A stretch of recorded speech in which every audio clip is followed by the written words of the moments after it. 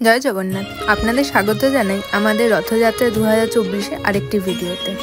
সোমবার দ্বিতীয় দিবসে রথ টানার পর কিন্তু জগন্নাথ, বলরাম এবং সুভদ্রা দেবী তিনজনে পৌঁছায় তাদের মাসি বাড়ি গুন্ডিচা মন্দিরে।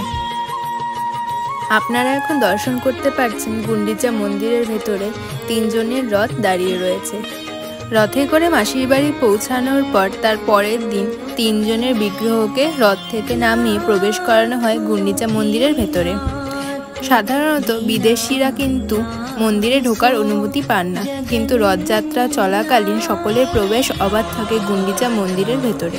কালকের থেকে পরবর্তী 7 দিন জগন্নাথ, বলরাম, সুভদ্রা তিনজনই অবস্থান করবেন গুন্ডিচা মন্দিরে। কথিত রয়েছে ভগবান শ্রীকৃষ্ণ রাজা ইন্দ্রদ্যুম্নের স্ত্রী গুন্ডিচাকে কথা দিয়েছিলেন তিনি প্রতি বছর একবার করে গুন্ডিচা দেবীর সাথে দেখা করে যাবেন। সেই অনুসারেই কিন্তু এই রথযাত্রা পালন করা হয়। গুন্ডিচা মন্দিরে থাকাকালীন 3টি বিগ্রহকেই দিনে 2বার করে চন্দন লেপন করা হয়। এছাড়া তিনজনকে নতুন নতুন বস্ত্রে কিন্তু রোজই সজ্জিত করা হয়। বলা হয় পঞ্চমীর দিন গুন্ডিচা মন্দিরে আসেন লক্ষ্মী দেবী জগন্নাথ দেবের সঙ্গে দেখা করার জন্য। মন্দিরের একটি নির্দিষ্ট বেদিতে লক্ষ্মী এবং জগন্নাথ বিগ্রহ মুখোমুখি রাখা হয়। এই সময় ভক্তরাও কিন্তু যুগলমূর্তি দর্শনের জন্য মন্দিরে ভিড় জমান। মনে করা হয় এই সময় শ্রী লক্ষ্মী তাকে মন্দিরে ফেরত যেতে বললে জগন্নাথ তাকে আজ্ঞামালা দান করেন, যা লক্ষ্মী দেবী গ্রহণ করে সন্ধ্যার মধ্যে আবার জগন্নাথের শ্রীমন্দিরে প্রবেশ করেন। কিন্তু দেবী লক্ষ্মীর অনুরোধ সত্ত্বেও জগন্নাথ দেব কিন্তু পুরীর মূল মন্দিরে ফিরে যেতে রাজি হন না। তাতে লক্ষ্মী দেবী ক্ষুব্ধ হন এবং সহচরীকে বলেন জগন্নাথ দেবের একটি রথের অংশ ভেঙে দিতে। গুন্ডিচা মন্দিরের পূর্ব প্রান্তে দক্ষিণমুখী নাকঞ্চন দ্বার থেকে তাদের বার করে আনা হয়। জনশ্রুতি আছে লঙ্কার রাক্ষস রাজা বিভীষণ এই দিনে এত দূর থেকে জগন্নাথ দেবের দর্শন পান।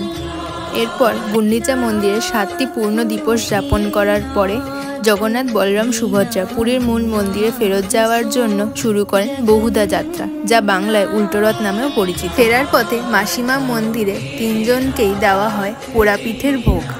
এরপর 3টি রথ এসে পৌঁছায় পুরীর মূল মন্দিরের সামনে। পরবর্তী 2 দিন কিন্তু তিনজনের বিগ্রহ রথেই অবস্থান করে। এই সময় এক বিশেষ মিষ্টি জাতীয় পানীয় তাদেরকে দেওয়া হয়, যা অধরা পান নামে পরিচিত। শুক্লা একাদশীর দিন তাদেরকে পরানো হয় সোনাবেশ, যা কিন্তু সোনার সমস্ত গয়না দিয়ে তৈরি হয়। এই দিন কিন্তু আপনারা দেখতে পাবেন জগন্নাথ দেবের সোনার হাত পাও পরানো হয়েছে। রথ সমাপ্তির উৎসব হলো নীলাদ্রি বিজয়, যেখানে 3 বিগ্রহ আবার শ্রীমন্দিরে প্রবেশ করে। আশা করি আপনাদের এই ভিডিওটি ভালো লাগলো। ভিডিওটি ভালো লাগলে একটি লাইক করে দেবেন এবং কমেন্টে আমাদের জানাবেন। সাবস্ক্রাইব করে পাশে থাকবেন। ধন্যবাদ। জয় জগন্নাথ।